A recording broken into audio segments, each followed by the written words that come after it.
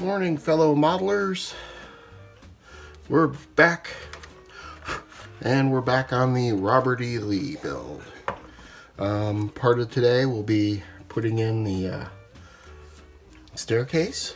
So we're going to be putting on some railings. The railings are black. The staircase in the box art is red, like red carpeting. So we'll paint that up, and then it seems like it's white wood paint on the back. There's a support, I think that's wood colored, so we'll do that. And then we'll be installing that. Moving on to adding some braces. And just continuing on with the project. Not sure how far we'll get today, but it's a lovely snowy Saturday in February. Perfect day to be building models, so let's get right into it, okay guys? Hang tight.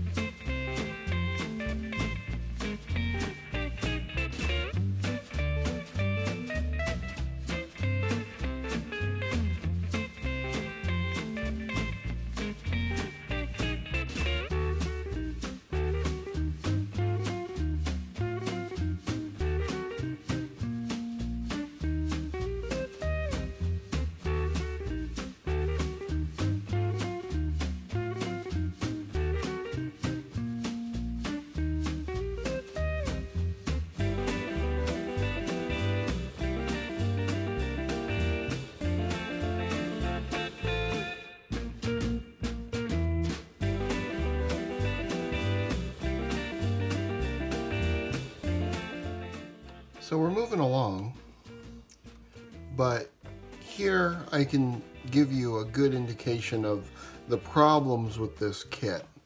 Look at this fit here. That's thicker than the width of my fingernail. That is a big gap. Now, I'm not putting a ton of time into this. This one's just kind of a fun build before I get into a big project. So I'm not worried about gap filling, especially on a $15 Lindbergh kit. Once again, Lindbergh, they're good beginner kits. These are fun kits to put together. Well, okay, they're decent kits to put together. The biggest problem is a lot of times the fits are incorrect, the numbering is incorrect. Now, for example, there's 2 rails under here that are part of the stairwell. They're backward. The numbering's backwards. The smaller rail goes in the back and the larger rail goes in the front. But the instructions tell you the smaller rail goes in the front, larger rail goes in the back. The pictures show different, but the numbering is incorrect. So, you know, it's stuff like that you got to pay attention to. There's huge, and I do mean huge, gaps in the kit. I mean, there's one there, right here, here, over here. There's just very large gappings in this kit that you can't fix unless you have extra styrene, a lot of filler putty, and you want to devote that kind of time to it.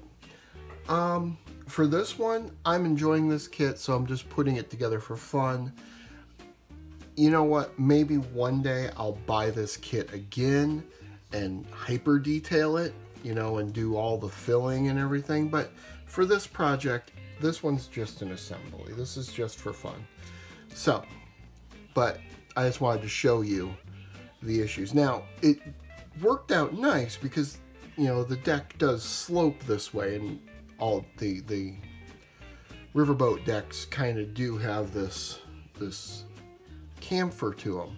So the walls were beveled correctly to fit. They were just not, it's not that great of a fit. You know what I mean? So, I mean, it's probably because this is a fairly old kit, and who knows what molding this is. You know, it could be just old molds, etc., etc. There's a lot of flash on the kit. So, hey, it's fun though. And we're coming along nicely, so let's keep moving.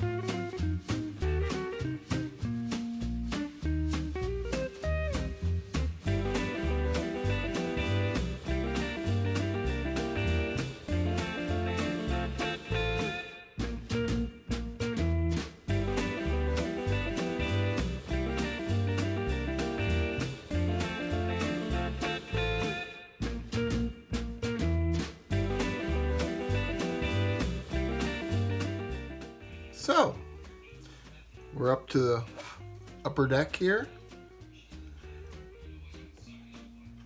And that gap is still there. I'm probably going to try and do a little bit of fill in that just because it bothers me. There's more gapping up here. The fit on these railings is way off. So, but once again, this is what it is. It's a $15 basic kit. We're going to stop here for now. Next part coming up is we're going to be adding these small steam stacks. They're going to be going, I believe they go right up here, yeah. So we got, see how much cleanup is needed on those, and we got to paint those up. We also got to add the bell up front, which is right here, and the bell needs to be painted up. So we're going to do some black iron. We're going to probably gold on the antlers and brass on the bell. So, and then we'll attach it up front. So that's where we're at for today. We'll be back probably tomorrow. It's the weekend, so I'll probably spend some time Sunday doing some model work. And until then, as always, like and subscribe to my videos, and keep on building. Have a great day. I'll see you later.